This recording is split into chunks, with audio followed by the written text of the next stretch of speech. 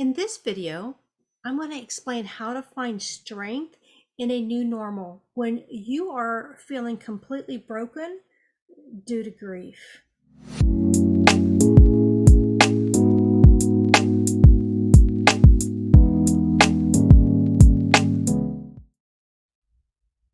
You know that feeling of being lost, just feeling utterly devastated, and really you just don't know any other way of living other than what you knew before, right? Well, I want you to give yourself time. Because here's the thing, your brain likes what's familiar and dislikes what's unfamiliar. And your brain will be searching for that old normal to return to that homeostasis, so to speak, or that baseline of what you once knew. So I like to use the analogy of a 1,000-piece puzzle where it's missing pieces and you're hunting for them, right? And you might accidentally find some of those pieces, but your mind is wanting to find and fill those gaps, just like your mind wants to put your life back together, just like that puzzle. So your new normal, it's going to slowly take shape as time goes on because it can't be rushed. It has to evolve minute by minute, hour by hour. And those missing puzzle pieces, they take on new shapes. And over time, you're going to put together a new puzzle that looks completely different than the one that you once knew. So my message here for you guys is you're not broken. I know you feel like it, but you're experiencing a big emotional trauma, a PTSD, and that takes time. You got to deal with all the aspects of that grief event. And you could have many grief events layered one upon the other because grief is nothing more than unwanted changes in your life. So you could have many different grief events. Losing a job, going through a divorce, a breakup of maybe a close friend. There's so many different examples of grief. So you can have layers of grief. And then when you get a big emotional grief event, like losing a loved one, all those other feelings from those other grief events can bubble to the surface if you've not dealt with them. So I want you to honor your feelings and I want you to be able to work through them. I do not want you to ignore them or stuff them down, because stuffing down your emotions results in anxiety and helplessness, insomnia. You have difficulty concentrating. You can have fatigue, a weakened immune system, and just feeling empty and lost.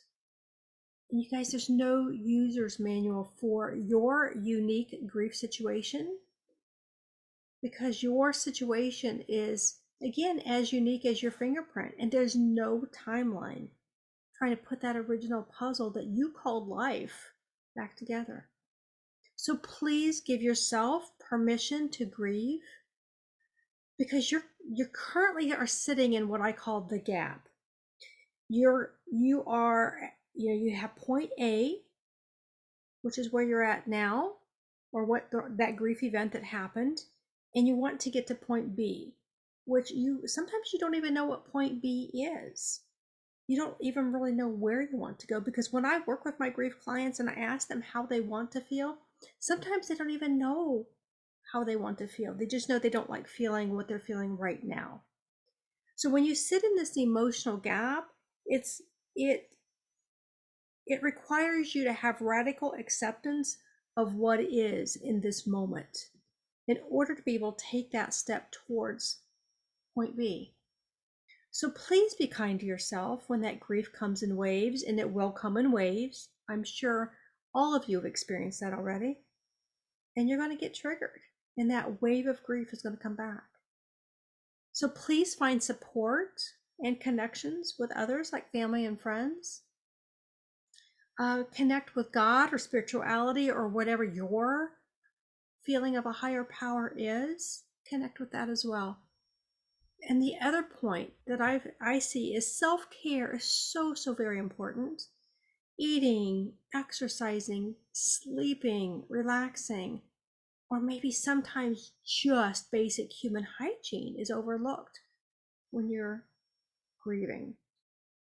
Find ways to process your grief, maybe through journaling or writing gratitude letters or gratitude lists. And not everything is going to work for everybody in the same way, so you have to find what works for you. But remember, you don't have to do this alone.